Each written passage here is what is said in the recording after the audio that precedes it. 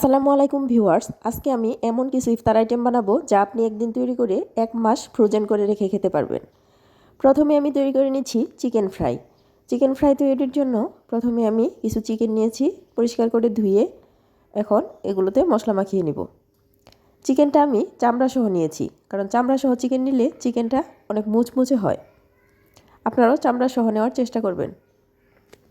এখানে দিয়ে দিচ্ছি টক দই, আদা রসুন বাটা, দিচ্ছি একটু লাল মরিচের গুঁড়া, একটু সয়া সস, একটু টমেটো সস আর পরিমাণ মতো লবণ। এখন মাংসটা খুব ভালোভাবে মেখে নিব। এটা এমনভাবে মাখতে হবে যেন মাংসের গায়ে পুরোপুরিভাবে মশলাটা ঢুকে যায়। এই মশলা মাখিয়ে আমরা মাংসটা রেস্টে রেখে দিব। এই মাংসটা যদি আপনি ওভারনাইট রাখতে পারেন, ওভারনাইট যদি রাখেন তাহলে ফ্রিজে রাখতে হবে।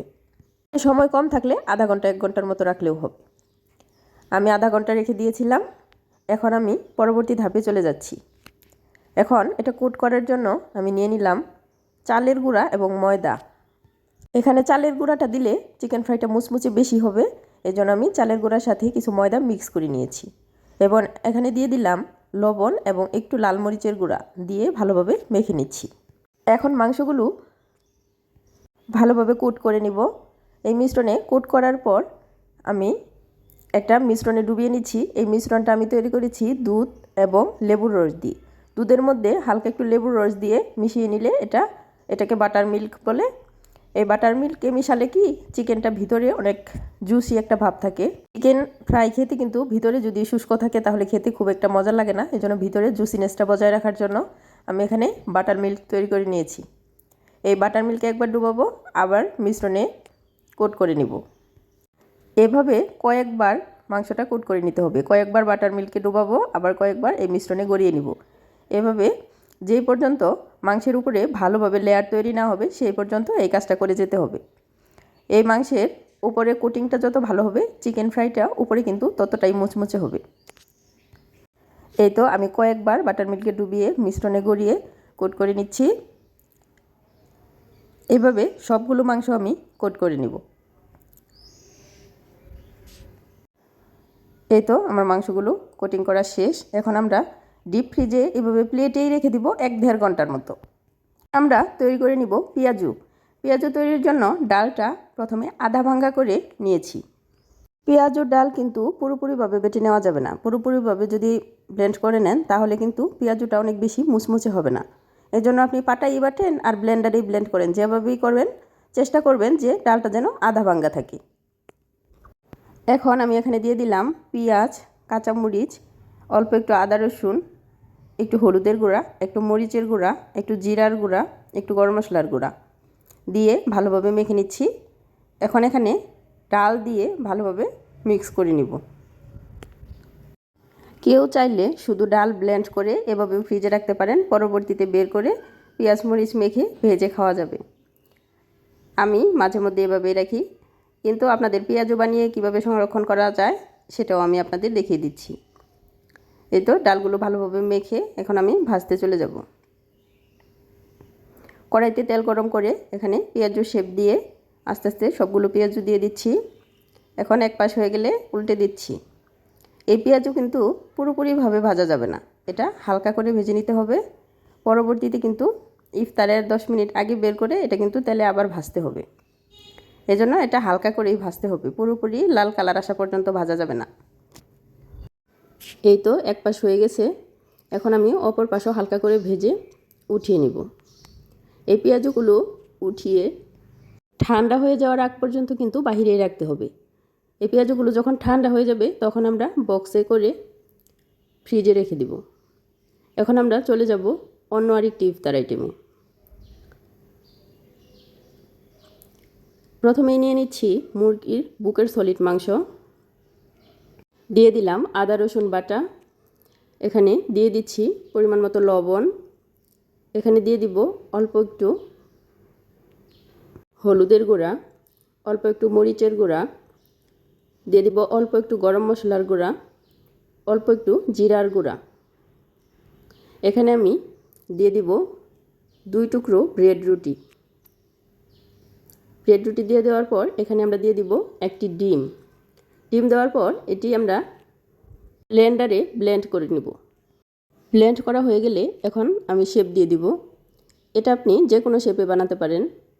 অনেকে নাগেটসের মতো বানাতে পারেন, কাবাবের মতো শেপ দিতে পারেন, আবার বলের মতো বানাতে পারেন।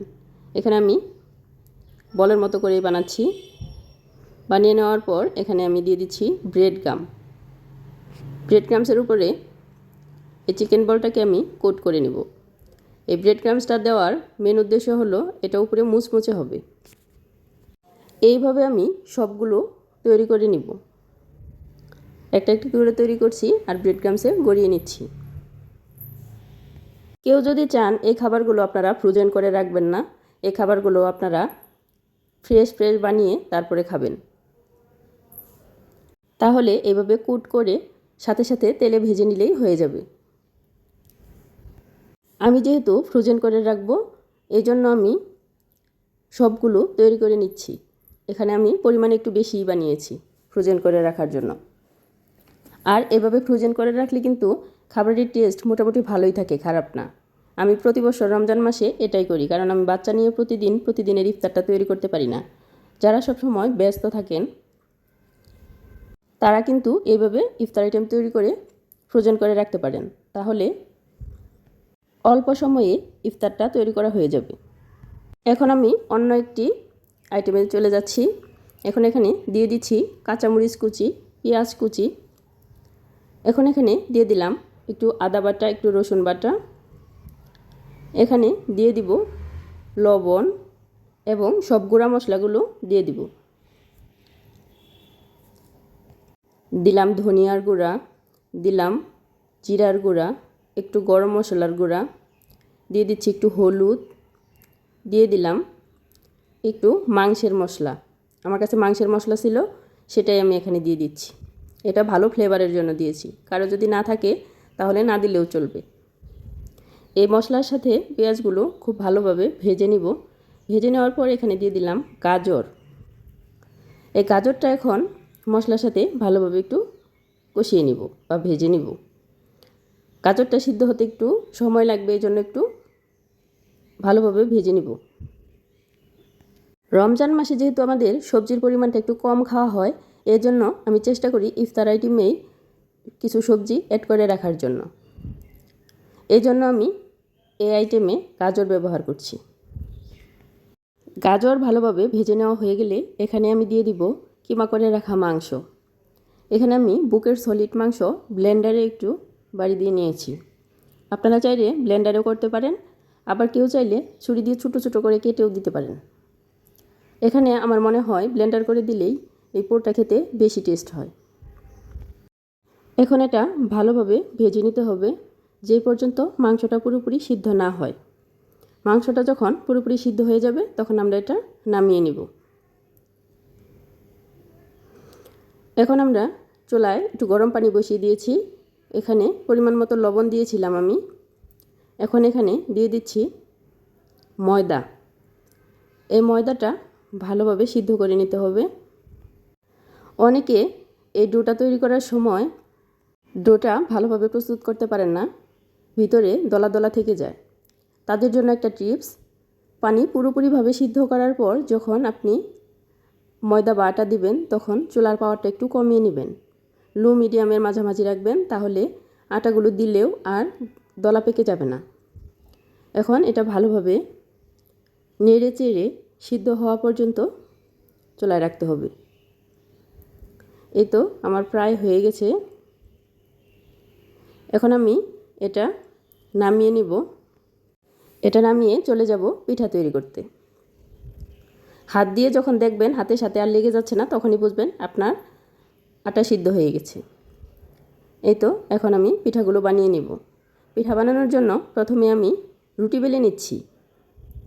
রুটি বেলে এই পিঠাটা তৈরি করলে সময় একটু কম লাগে এবং পিঠার শেপগুলো অনেক বেশি সুন্দর হয়।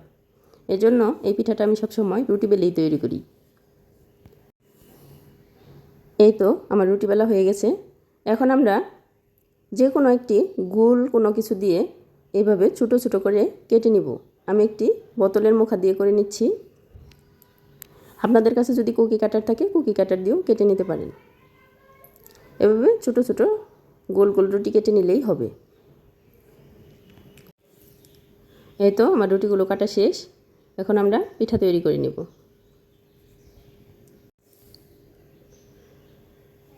রুটির মাঝখানে অল্প একটু পুর দিয়ে দুই পাশ থেকে শুধু মুখ লাগিয়ে নিলেই পিঠাগুলো তৈরি করা হয়ে যাবে। এই পিঠাটা বানানো কিন্তু একদম সহজ। এটা কিন্তু ঝামেলার কিছুই নেই। শুধু রুটির ভিতরে অল্প একটু পুর দিয়ে দুই পাশ থেকে ভালোভাবে লাগিয়ে দিলেই হয়ে যায়। এইভাবে আমি সবগুলো পিঠা তৈরি করে নিচ্ছি। এই পিঠাগুলো তৈরি করার পর 1 ঘন্টা প্রথমে ডিপ ফ্রিজে রেখে দিতে হবে। এটা যখন পুরোপুরিভাবে শক্ত হয়ে যাবে তখন আমরা এটা বক্সে করে 1 মাসের জন্য ফ্রোজেন করতে পারবো। পিঠাগুলো ফ্রিজে রেখে এখন আমরা পেঁয়াজগুলো বক্সে উঠিয়ে নিই। আমি এখানে অল্প কিছু পেঁয়াজু বানিয়েছি, কারণ আমি ডাল ব্লেন্ড করে ফ্রিজে রেখেছি। এটা প্রতিদিন তৈরি করে খাবো এই জন্য। এই পেঁয়াজুটা আপনি যখন ইফতারে ভাজবেন তার 10 মিনিট আগে ফ্রিজ থেকে বের করে রাখবেন, তারপরে এটা ভেজে নিলেই হয়ে যাবে। এখন আমি চিকেন ফ্রাই 1 ঘন্টার জন্য ফ্রিজে রেখেছিলাম, সেটা বের করে এটাও বক্সে উঠিয়ে নিচ্ছি। দেখেন এটা শক্ত হয়ে গেছে। এখন আর একটা আরেকটার সাথে সহজে লেগে যাবে না। এটা বক্সে উঠিয়ে ঢাকনা দিয়ে ঢেকে এটা রেখে দিব। এই চিকেন ফ্রাইটা যেদিন ভাজবেন সেদিন 1 ঘন্টা আগে এটা বের করে রাখতে হবে। এই তো চিকেন বলগুলো দেখেন শক্ত হয়ে গেছে। এখন এটাও আমি বক্সে উঠিয়ে নিচ্ছি। অনেকে আবার ফ্রোজেন খাবার পছন্দ করেন না, তারা কিন্তু ফ্রেশ তৈরি করে ভেজেও খেতে পারবেন। এটা আমি শুধুমাত্র তাদের জন্যই দেখিয়েছি যাদের হাতে সময় খুব কম, প্রতিদিন ইফতার বানানোর মতো সময় পান না। আবার সারাদিন রোজা রেখে বাইরের খাবার খাওয়াটাও কিন্তু স্বাস্থ্যসম্মত না। আর রমজান মাস হচ্ছে ইবাদত বন্দিগির মাস। প্রতিদিন ইফতার তৈরি করতে কিন্তু অনেক সময় চলে যায়, আমরা সঠিকভাবে ইবাদত করার সময় পাই না। আপনি যদি একটু সময় করে এই খাবারগুলো তৈরি করে ফ্রোজেন করে রাখেন তাহলে কিন্তু ইফতার বানাতে সময়ও কম লাগবে এবং ঘরে তৈরি ইফতারও করতে পারবেন।